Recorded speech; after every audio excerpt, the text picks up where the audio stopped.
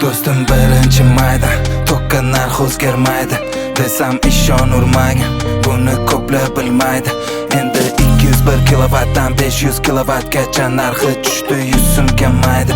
Tokni yurgin avaylab.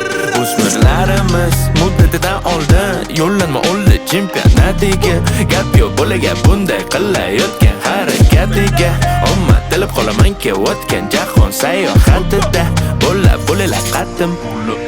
Vyetnam va O'zbekiston ikki davlatlar do'stligiga bu bo'ldi yaxshi misol. Endi o'tga boramiz birga, bosh og'riq bo'lmaydi vizon.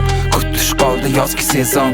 Endi sayohat qilish uchun bo'ladimi narxlar arzon? Qo'la ishon magan kamdan menliga o'ylagan kasb va tokdan kompensatsiya berilarkan bo'ptimi zo'r gap.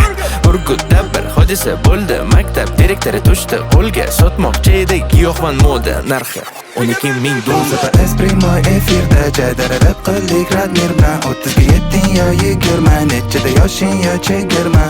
Bugun yangiliklar bilan bo'lishish ekan bizni taqdir. Mana chaqir do'stim Radmir, tilama hammaga